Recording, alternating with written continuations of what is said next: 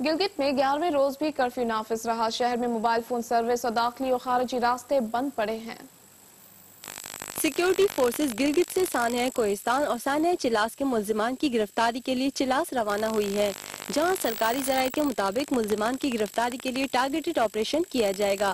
سانحہ گلگت و چلاس کے باعث غزل کا زمینی رابطہ 12 روز سے دیگر شہروں سے منقطع ہے، جس سے علاقے میں کھانے پینے کی اشیاء اور اسپتالوں میں دواؤں کی شدید قلت ہو گئی ہے۔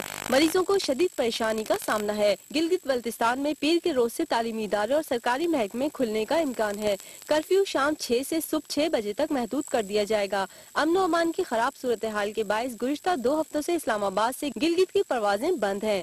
شارع قراقرم 2 ہفتوں سے ٹریفک کے لیے بند ہے۔ پی آئی اے کے گلگت کے لیے مخصوص ATR طیارے خراب ہونے کے باعث گراؤنڈ ہو چکے ہیں۔ سرکاری ذرائع کے مطابق C-130 طیاروں کی مسافر سروس چلانے کے لیے حکومت گلگت بلتستان، PIA اور ایئر فورس کے درمیان معاملات زیر غور ہیں۔ سانحہ چلاس کے خلاف وحدت المسلمین کی اپیل پر جمعے کو مختلف شہروں میں یوم سوگ منایا گیا۔ ملتان میں ریلی اور وزیراعظم ہاؤس کے باہر دھرنا دیا گیا۔ ملتان میں مجلس وحدت المسلمین کی ریلی SP چوک سے وزیراعظم ہاؤس تک نکالی گئی۔ شرکاء نے ٹارگٹ کلنگ اور دہشت گردی کے خلاف نعرے بازی کی۔ ریلی سے خطاب کرتے ہوئے مقررین کا کہنا تھا کہ کوئٹہ گلگت بلتستان میں مخصوص کمیونٹی سے تعلق رکھنے والوں کو نشانہ بنایا جا رہا ہے، جس کے خلاف حکومت نے کوئی اقدام نہیں اٹھایا۔ انہوں نے مطالبہ کیا کہ بدامنی پھیلانے والوں کو گرفتار کیا جائے۔ اسلام آباد میں پریڈ ایونیو پر احتجاج کے موقع پر سیکیورٹی کے سخت انتظامات کیے گئے۔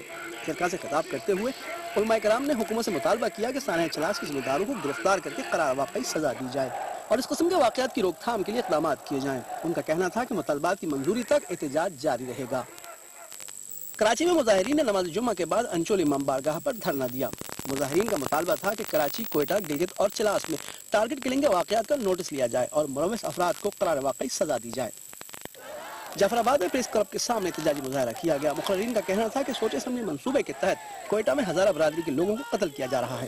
انہوں نے مطالبہ کیا کہ ٹارگٹ کلنگ میں ملوث ملزمان کے خلاف کارروائی کی جائے، بصورت دیگر احتجاج کا دائرہ بڑھا دیا جائے گا۔ اسکردو میں نماز جمعہ کی ادائیگی کے بعد احتجاجی دھرنا دیا گیا۔ مظاہرین نے سانحہ چلاس کے قاتلوں کی گرفتاری اور چلاس میں فوجی آپریشن کا مطالبہ کیا۔ مظاہرین کا کہنا تھا کہ سازشی گروہ ملک میں اسلام کی آڑ میں شر پھیلا رہا ہے۔